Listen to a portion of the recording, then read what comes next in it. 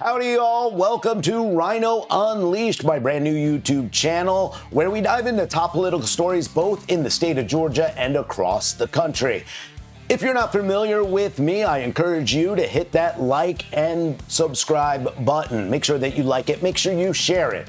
Not only so you can get to know me better, but so you can also join the Patriot Rhino tribe.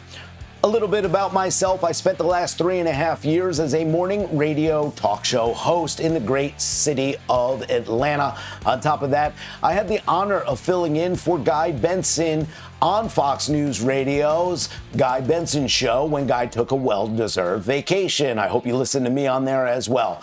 And I truly hope you'll support my channel and join me on this exciting ride as we work together to make America great again. I am a self-proclaimed redneck Jew, and I know that seems like an odd combo, but there's a point to this, so bear with me. You see, something recently happened that got me thinking. A friend of mine, someone I respect, changed his profile picture to one of Mahmoud Khalil, the man arrested on March 8th for his involvement in the hostile takeover of the Columbia University campus in New York. Now, I don't believe my friend is anti-Semitic, not for a second. But what I do believe is that he's been misled. He's misguided in his understanding of who Khalil really is and why he's facing deportation. It's not just about the headlines, the charges, or the legal ramifications. It's about the bigger picture. You see, I don't think my friend can truly put himself in the shoes of a Jewish citizen who's been attacked. And I'm not talking about some abstract idea of an attack. I'm talking about the real, lived experience of being assaulted, of being kept from your basic right to go to class, to educate yourself, because someone else decided to hijack that space for their own violent, hate-filled agenda. Khalil didn't just take over a campus. He took away that basic freedom, the freedom to learn, to live your life without fear. And as a Jewish person, I have to tell you, it's hard to watch someone cheer on the actions of someone who has done that. I know what it's like to feel the weight of history on your shoulders, to know that your people have been targeted for centuries, for reasons that make no sense, to know that the hatred of others is always simmering, ready to boil over. That's not just some theory for us, it's real. It's in our bones. And when I see people supporting someone like Khalil, someone who openly supports Hamas and calls for violence against Jews, it hurts. It's not just political, it's personal. And I believe that if you truly understood what it's like to be on the receiving end of that kind of hate, you'd think twice before sharing that picture or aligning yourself with those views. Look, I'm not asking for anyone to be perfect. I'm not asking for blind allegiance.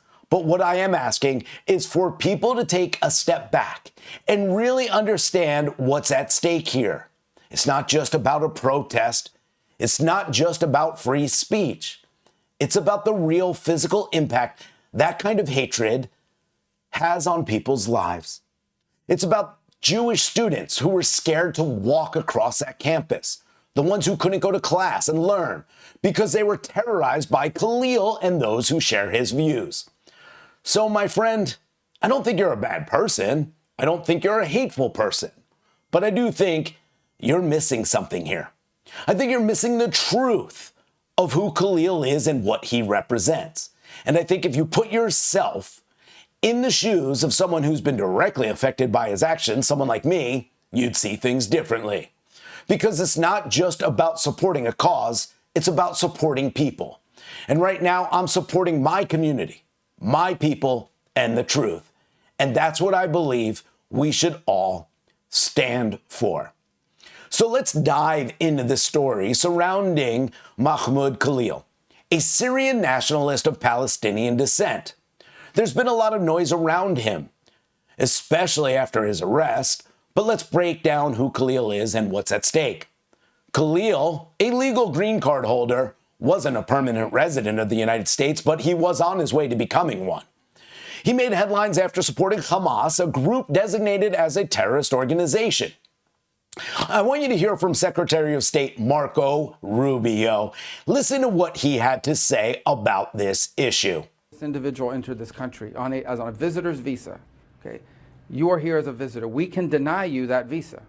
We can deny you that if you tell us when you apply, hi, I'm trying to get into the United States on a student visa. I am a big supporter of Hamas, a murderous, barbaric group that kidnaps children, that rapes teenage girls, that takes hostages, that allows them to die in captivity, that returns more bodies than live hostages. If you tell us that you are in favor of a group like this, and if you tell us when you apply for your visa, and by the way, I intend to come to your country as a student and rile up all kinds of anti-Jewish student, anti-Semitic activities, I intend to shut down your universities. If you told us all these things when you applied for a visa, we would deny your visa. I hope we would. If you actually end up doing that, once you're in this country on such a visa, we will revoke it. And if you end up having a green card, not citizenship, but a green card as a result of that visa while you're here in those activities, we're going to kick you out. It's as simple as that. This is not about free speech. This is about people that don't have a right to be in the United States to begin with. No one has a right to a student visa. No one has a right to a green card, by the way. So when you apply for a student visa, or any visa to enter the United States, we have a right to deny you for virtually any reason. But I think being a supporter of Hamas and coming into our universities and turning them upside down and being complicit in what are clearly crimes of vandalization, complicit in shutting down learning institutions. There are kids at these schools that can't go to class. You pay all this money to these high-priced schools that are supposed to be of great esteem, and you can't even go to class. You're afraid to go to class because these lunatics are running around with covers on their face, screaming terrifying things. If you told us that's what you intended to do when you came to America, we would have never let you in. I know that was a little long, but Rubio's right. If a green card holder is arrested in the United States, their status can be impacted, even if they're acquitted of those charges. In fact, deportation is still a very real possibility. Rubio went on to say, if you're a supporter of Hamas coming into our universities, turning them upside down, being complicit in vandalization, complicit in shutting down learning institutions, if you told us that's what you intended to do when you came to America, we would never have let you in. And if you do it once you're here, we're going to revoke it and kick you out. Khalil's permanent residency was revoked. ICE took him into custody, sending him to a detention center in Louisiana. But let's zoom out and talk about why the left and right are using this case to their advantage.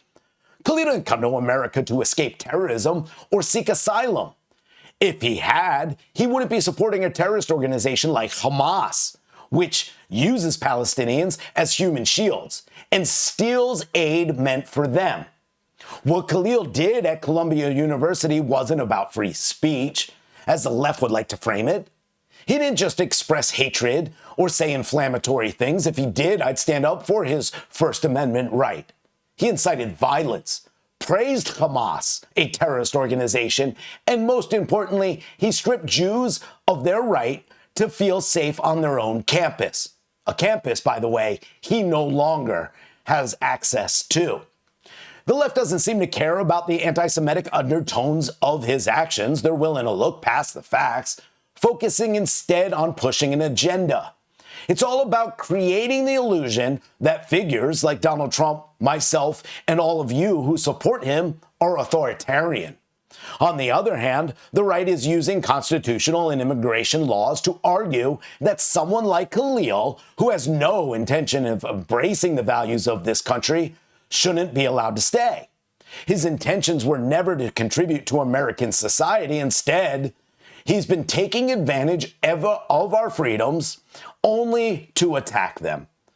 Khalil also interned at the United Nations. Now, I don't need to tell you about the ongoing issues of Jewish hate and anti-Semitism in the UN, right? But let me give you one example.